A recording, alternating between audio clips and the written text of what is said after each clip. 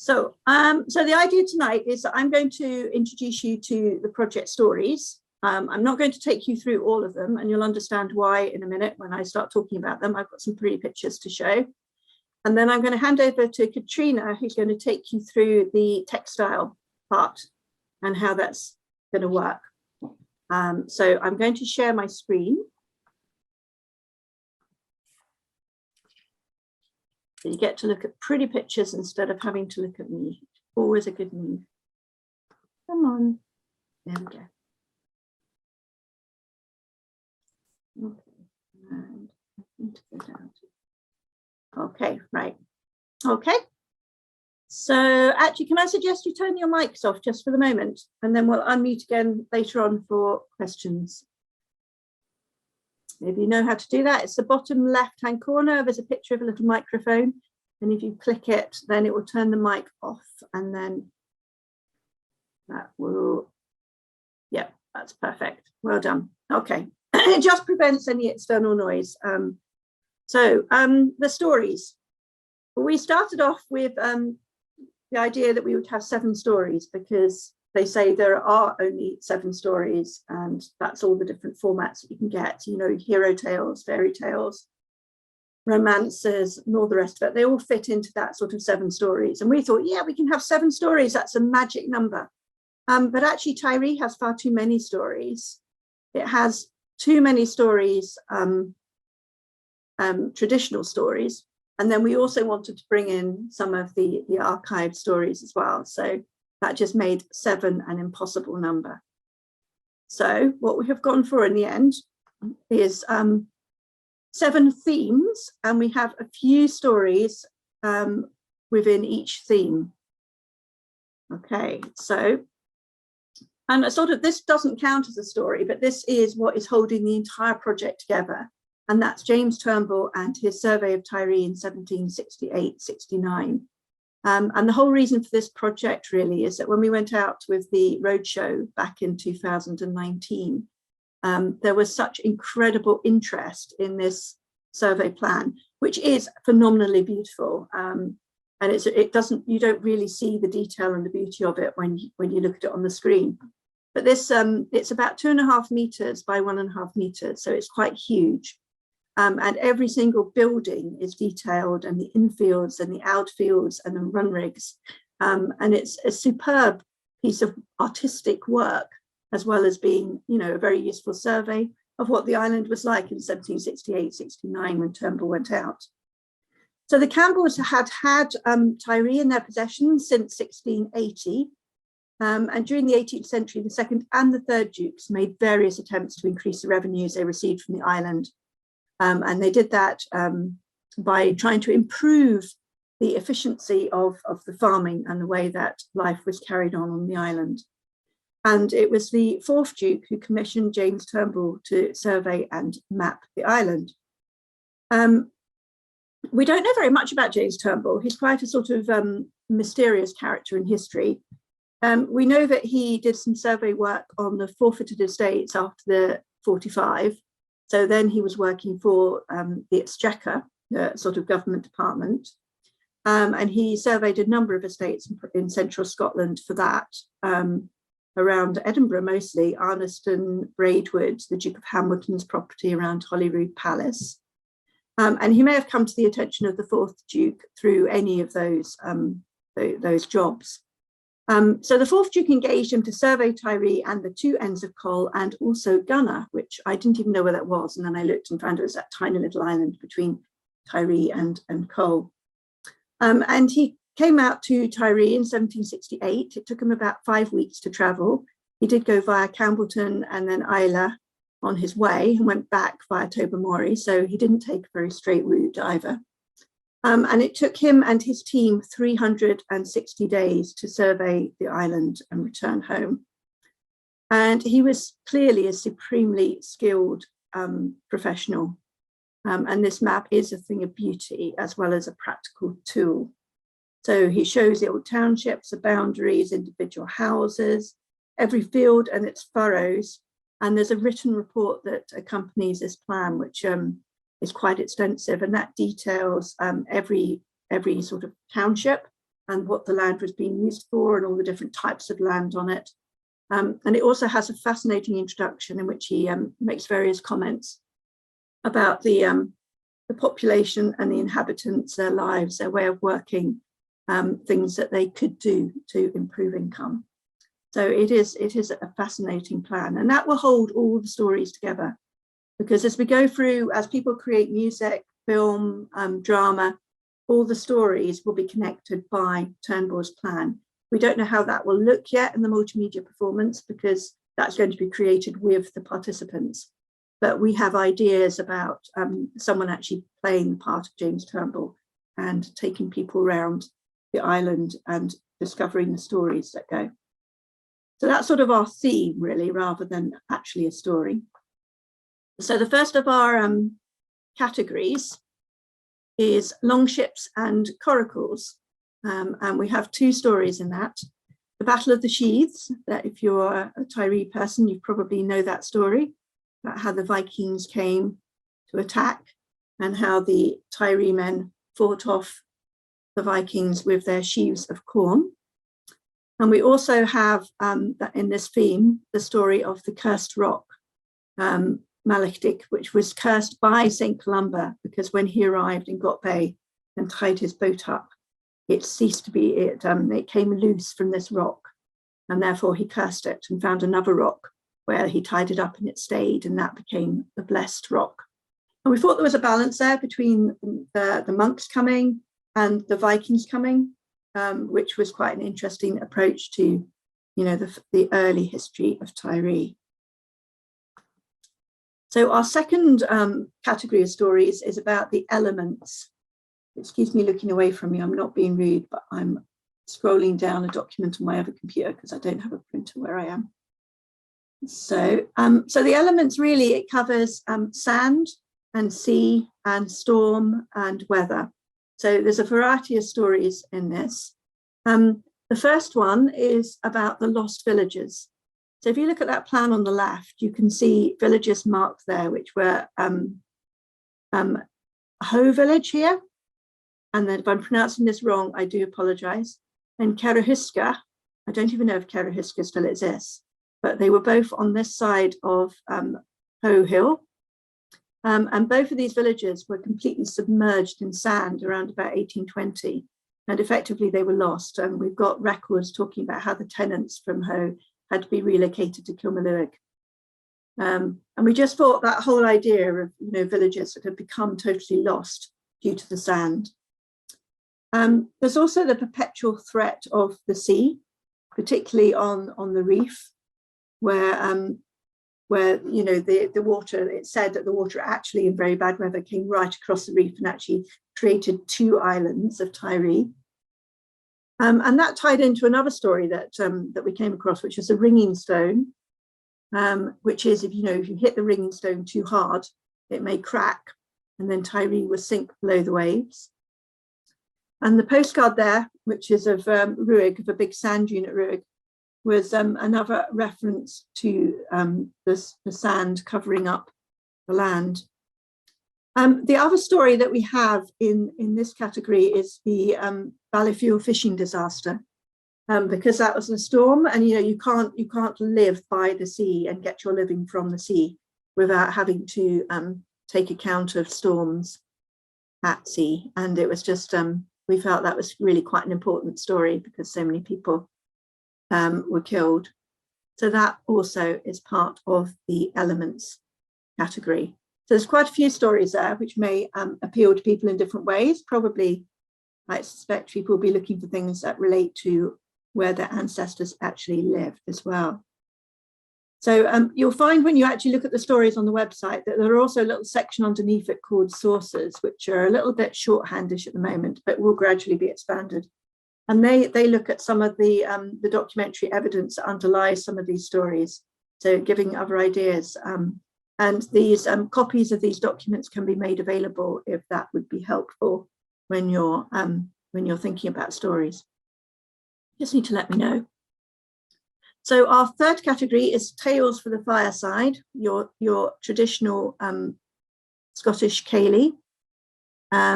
And obviously that includes John Dewar's longer tales. In fact, both of the stories that we're featuring in this bit are longer tales.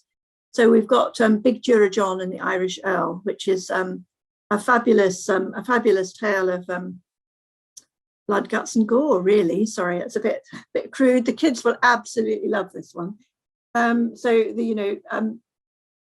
Big Dura sends off his grain to the mill, and one of his horses falls off the bridge and dies, and the miller is blamed for this. And it's just a long story. The wrong person gets blamed, somebody gets hung, Dura John gets blamed for something, and then he says, "Why do you want to kill me when I could fight for you?" And the current landlord, who presumably was a MacLean at the time, sends him off to get revenge on the Irish Earl, which Dura John does, and then is forgiven all and is let off his rent for the rest of his life. So, it's a fab story. And the other one in this section is about Donald the pilot from Ruig. And this was Donald, who went on board a French frigate that anchored in Got Bay, what's here called Kirkapole Bay on Turnbull's plan, and went to help the French escape the Scottish seas and escape being caught by the Hanoverian troops. He lost his boat eventually, but he made it back in one piece. And so we thought that was quite a good story. It relates because the 45 was, although the Campbells were not on the Jacobite side, obviously Tiree was still partially influenced by the MacLeans. And so quite a few of the Tiree people went and joined Bonnie Prince Charlie. We do have some lovely documents towards after the 1745 when the estate had been sent out with militia to get rid of the Jacobites and take the guns off them and restore peace. So there are some sort of extensions to that, which are quite nice. We also have a section called Heroes and Villains, of course, because you can't have good stories about heroes and villains. And of course, heroes are always the people who you want to win. And generally in stories, folk tales and retellings of history by the fireside, the heroes is the small man, the impotent person against the all-powerful. So whether that's a Tiree person against the MacLeans or against the Campbells, the hero is going to be the small man rather than the landlord. So we have various stories, like the story of the Hanging Hill, which you see on the left, which is by Teine, where they used to actually hang. Apparently, the MacLeans used to hang the last man to pay his rent every year. I guess that was a lesson to pay your rent early. Seems to be self-defeatist, really, because they can't pay their rent at all once they're dead. But there you go. So we have that story, and then there's a story of the cursing of Island House, which is when it was Campbell of Barnacarry who was factor for the Campbells, and he filled in the channel between the land and the island on Loch Afuel. So Loch Helipole, sorry. And then so he got the crofters to turn out and fill it in, and they had to do this. It was part of their rent, was they had to turn out and work for X numbers a day. And there was this gentleman who was asked to do an awful lot of work and felt very resentful about it. So he eventually cursed Campbell of Barnacarry and said, even if you build this house, you will never live in it. And fascinatingly, he didn't actually live in it, although it's quite difficult for the records to work out why he didn't. So we know when the house was built because we've got the accounts for the building of the house. And we know that he then ceased to be the factor, but we're not really quite sure of why that was. I'd suggest it probably wasn't due to the curse, but I think it's a really good story. And then, of course, we have John Campbell, who was renowned as being, Black John Campbell. I guess, implementing the owner's decisions. You become responsible in your own right. He's really interesting, actually, because in the archive we have lots of letters from him which are not Black Johnish at all. They're really quite sympathetic and supportive, but clearly that's not the reputation that he had on the island. So it'd be interesting to find out a bit more about him at some point. Our next section is on potatoes and kelp, both of which were absolutely essential to the island. So kelp obviously was on the seashores, and for time immemorial, the tenants used to collect up the seaweed. They would take it back, they would dry it, they would burn it. The ashes were used to as sort of a manure on the land, which was great. And then towards the end of the 18th century, there's this market for the ashes grew up. And at that stage, the tenants and the Duke of Argyll, between them, they would collect up the ashes. It would be sold in one big lot. So it would be sold to, as a bargain, was what it was called, to a dealer. And then the dealer would be responsible for coming to the island, picking it up, taking it to Liverpool or wherever it needed to be sold. And this was actually hugely profitable. And because people could make so much money from the kelp, it encouraged bigger families because you needed hands to do the work. And there was also a lot more income because the kelp actually sold quite well. And so rents were put up, and that sort of all worked brilliantly until the end of the Napoleonic Wars, when the market for kelp literally dropped out of Europe, really. There was, I think during the Napoleonic Wars, there had been European sources of alkaline ash, which were used to make glass, and they had been imported, so you couldn't import them during the war, and all the market became sort of Scottish and Highlands kelp. So then after that, when the Napoleonic Wars were over and the European market returned, there was no market for the Scottish kelp. We've actually got some fascinating, I suppose, confrontations really between merchants and the Duke. And the merchants are looking for their not to have to fulfill their bargain because they are saying that the kelp's not good enough and they can't sell it on and things like that. And these arguments go backwards and forth. But alongside the kelp, most crofters were able to grow potatoes, and this was your staple diet. So if all else failed, you had your potatoes. So when you get the end of the kelp business, and then you also get potato blight and the end of the potatoes, the bottom really falls out of the market in Tir, and it's very difficult for people to survive, for people to find enough food. And this letter on the left is a letter from the Reverend Neil Maclean, from the manse on Tir. And as he's just talking about, the state of affairs in Tir, he says, matters have now arrived at a fearful crisis in this quarter, a crisis which might have been born here before, though accelerated and dreadfully aggravated by the failure of the potato crop. And at this point, somebody who really wasn't in favour of emigration is actually saying to the Marquis, the only thing we can do now is to encourage people to emigrate because otherwise they're going to starve. So just a really interesting look at two different aspects of Tir's sort of life and culture. And we have our supernatural, of course. So that covers everything from the little men. And the two stories we've actually picked on for this, and there are just two in this section, which is probably very economical of us, are the Tir mermaid, which was about a mermaid who was found on the beach at Griano. And this was, what's fascinating about this is it's actually in a legal document. So this was a sworn witness statement that was sworn before the Justice of the Peace at Island House. And there was a medical doctor in attendance who had been a witness to the finding of this mermaid on the beach. So some children had found a body, and initially they thought it was the body of a boy who had drowned sort of quite recently. So they ran to get a doctor to come and have a look, and he came and had a look, and then they end up with this really detailed description of the body of a child and the tail of a fish and what it looked like. And at that time, which was a little bit before the witness statement was actually taken, they took it and buried it in the sand, and they marked the place where it was buried with a stone. Fascinating story. And then this has been sworn to in a legal court, which it's really difficult, I think, for us nowadays to think back and think about people actually believing in mermaids as a real thing. So, I guess none of us really know what's out there in the deep sea, but we sort of have different views. So that's one of the stories. The other one in this section that we've gone for is the Piper of Connemara.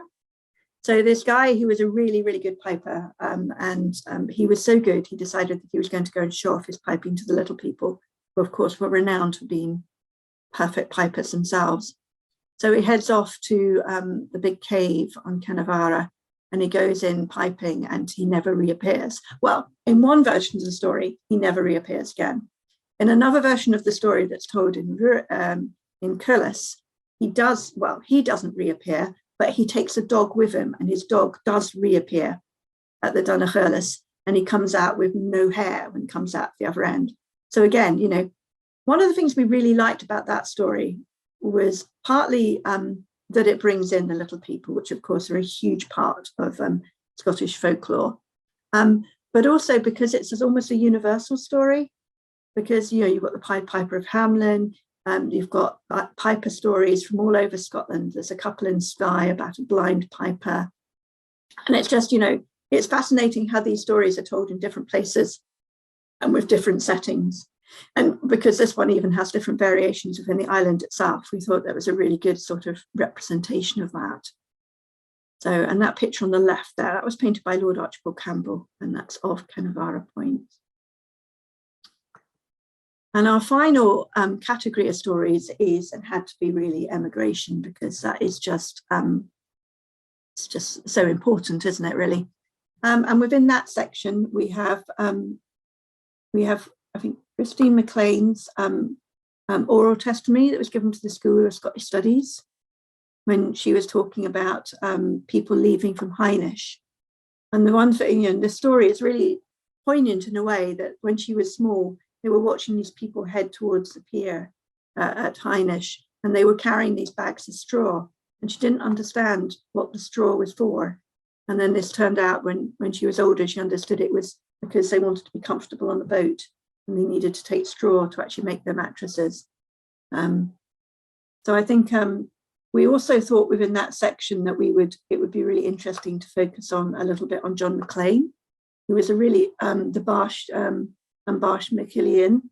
And he was born at Coracles, and then he went out quite early to North America. But he wrote such amazing poems. So I think one of the things we've done is Donald Meek has recorded some of the Cholia Grumach for us, which will be going up on the website at some point. Absolutely amazing. Sounds brilliant. And we have lots of sources for, obviously, for emigration in the archives. So if anyone wants to expand on that and to look at other things as part of that. So the one document on the screen in front of you at the moment is it's a list of Tiree people who had gone out to Manitoba. And this was a list compiled in 1890, I think, by a guy called, I think it might have been Archibald Mackay. He was a minister. And he came back, and he was basically selling North America as a place for people to emigrate to. And he's listed these people from Tiree who've gone out, and the acres they now have, and the cattle they now have, and how successful they're being, which was a sort of, you know, it's a nice take on it. I mean, we realize very much that emigration is about leavings and departure, and it's about sorrow, but it's also about new opportunities and success and new lives. So, you know, there's a balance to the stories. And so that was our final category. So that's our website, and the website is now live. So you can visit www.tir-iseal.co.uk. And there is a section on that which is easily found from the top margin about the stories. And there's also a section for the tapestry. And that, as you know, is our email address. So if you have any questions, or as I say, if you want any real original documents or anything like that, then please do feel free to get in contact. So I'm going to stop sharing and hand over to Katrina to talk you through the actual textile bit of the project. And then I'll stop recording, and you can ask whatever questions you want. Katrina. Let me just unmute myself and get this. That's it. All right. Okay, well, I'm just going to say a little bit about the background of the textile and then what you need to do to get involved. So the idea behind the tapestry was diaspora from all over the world have contacted the archives over the years looking for information about Tyre. And so when the bare bones of this project were laid out, we wondered if we could include the diaspora in any part. The Isle of Tyre community stitched a beautiful tapestry in 2014 that hangs in the community hall in Tyre. Teine, yeah, we're not seeing your slides. Oh, right. You see that one? No. No. Right. Let's go back again. My apologies. That's all right. The joys of Zoom. Right. Jennifer will never be back on it again. Right, let's see if I can get it.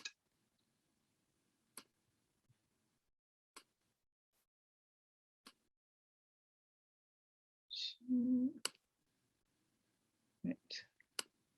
Can you see it now? Yeah, Great. that's good. Okay, that's fine. Right, so the so the island of Tyre community stitched this beautiful tapestry in 2014, and it hangs in the community hall in Tyre just now. It shows a day in the life of the island and was created by the community, but it took them 3 years to complete. If you visit the website, which the address is there, you can get some close-ups and see just the lovely detail and an awful lot of hard work that went into this. But this wonderful project gave us the seeds of an idea. As Alison was saying, they took the map, Turnbull's map, out to Tyre in 2019 for the roadshow, and it was seen by many in the community, and some people hadn't seen it at all. There is a copy of it that hangs in the Tyre archive in Dùilean, but it's not terribly big and the details are very difficult to see. Now this is a photo of the original, and apart from being huge, as Alison said, in old money, it's 8 foot by 6. It's beautifully drafted with lots of detail, including all the run rigs. And this just looked like stitching to me, which really got us thinking about what we'd like to be stitched for this project. At the Tyre homecoming of Dùilean in 2014, some of our visiting diaspora brought with them a beautiful patchwork quilt, which they'd made for the homecoming. And I seem to remember it was raffled off some lucky person who now owns it. So we thought maybe we could do something with patchwork. After all, it's a craft that's been around for a long time, and many of Tyre's emigrants would have been familiar with making blankets and such with every precious little bit of fabric, some of which they may have taken with them from Tyre when they left. Now there's a picture of, this is a picture, it's a copy of an old blanket that was in our family. But the problem with this is, as you can see from the picture, patchwork is quite restrictive and it is only one form of sewing. The Scottish Fisheries Museum in Anstruther has the East Neuk wall hanging, the East Neuk wall hanging made by the St Andrews branch of the Scottish Handcraft Circle in 1990 for the museum's 21st anniversary. All the little scenes are divided up like patchwork, but with a theme like the Tyre tapestry. So we thought, let's ask people to do a little square with a design of their own, inspired by these Tyre stories, which we could put together like a patchwork quilt. The resulting textile would be stories within a story. We also decided to publish an accompanying booklet to tell this textile story in both Gaelic and English.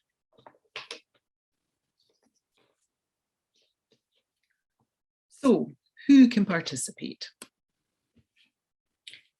We've aimed this project at the diaspora, the definition of diaspora being those who have moved far from their ancestral home. But do you have to have family to join in? PhD student Joanna Rogers, whose thesis is titled At the Moment, and she says this is at the moment, it's quite a mouthful, Island Homecomings, an ethnographic exploration of contemporary perspectives on heritage, diaspora and ancestral tourism to Tyre. Her research focuses on how heritage and ancestral tourism to Tyre have engaged with and understood by both resident and those who live beyond the island. Her study shows that there is an active and diverse community of people around the world who see Tyre as their ancestral home and consider themselves part of an island diaspora, which gives them that feeling of rootedness. She's shown that ancestry is only one of the many routes to such feelings of rootedness. Many people who do not have ancestral connections to the island also develop a strong sense of belonging to Tyre, which is often deepened through active caring for and sustaining the island's unique heritage for future generations. During a Vuan, many diaspora headed to Tyre to reconnect with family or to search for branches of their Tyre family trees, their families having lost touch since emigration. Mary Ann Kennedy, a well-known Scottish Gaelic musician and TV and radio presenter with very strong family roots in Tyre, was home on the island during this time and was interviewed by Joe, who asked Mary Ann how she would describe her relationship with rootedness. She was quick to point out that Tyre had no trees, but she went on to say, "It's like the marron grass that stops the dunes moving and holds the macar together. I like the image of those that feel that their roots are in Tyre, that their roots in Tyre are, for whatever reasons, small little roots that are all the roots of the marron grass holding the Tyre macar together." So this textile project is not just for the diaspora with ancestral connections, it's for anyone that is inspired by these Tyre tales to create something as part of the worldwide Tyre community. Be it your ancestors come from Tyre or you just love Tyre. If you feel rooted to this place, this is the project for you, providing you can do a stitch or two. So, how do I participate? Well, very simply, we want you to sew a square of fabric that will join the other squares of fabric from all over the world and create this textile. So we need you to read the stories and be inspired. And Alison has given you a taste of all the stories that are there. So happy hunting. Then we need you to cut out 2 squares of cotton fabric, but I'll come to those in a minute. The smaller one we'd like you to decorate to reflect where you live just now. And the larger one is for you to be inspired, to take you where your imagination takes you. You sew it, embroider it, paint it, whatever. Just keep in mind that it is to go on a wall hanging, so anything incredibly heavy stitched to it won't really work. Photographs can be scanned onto fabric, but an actual photograph doesn't really work on fabric. But you get the idea. So the size of the squares, oops, I'm going back. We would like a large square, 24 by 24 centimeters approximately, but the design in the middle is 20 by 20. And it's really important that you remember you've just got the 20 by 20 centimeters to fill. Now you can have a wider margin than the outside, it's whatever suits you, but the minimum really is the 24 by 24. You might want to use a bigger piece. So I have laid out a piece of fabric and I've stitched on the 20 by 20. The margin around it is all different sizes, and I'm going to leave it like that. And the reason for that is if I decide I want to embroider it, I need to be able to fit my embroidery hoop on it. And it just makes it so much easier to handle.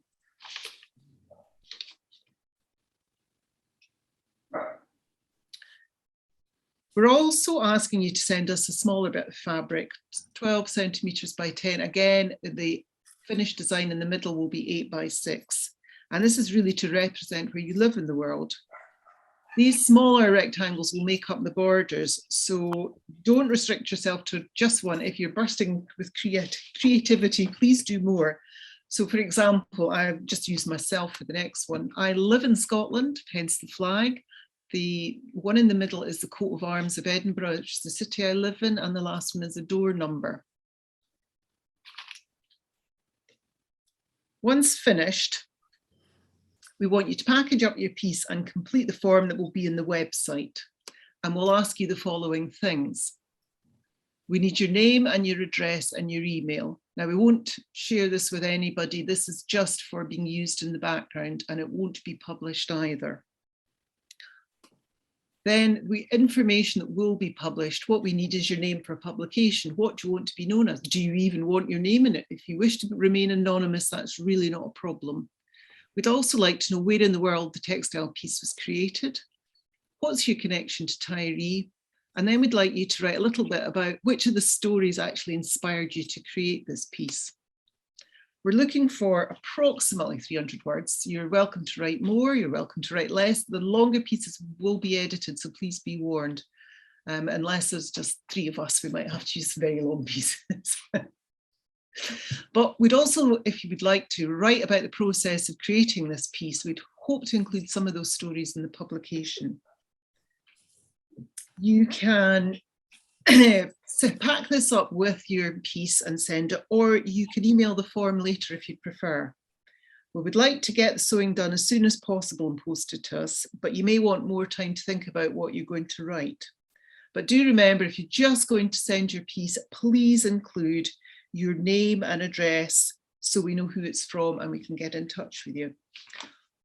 Once all the pieces arrive, they'll be pieced together into one big wall hanging, which will be taken to Tyre in June and displayed and accompanied by the booklet. So we need you to send it to this address.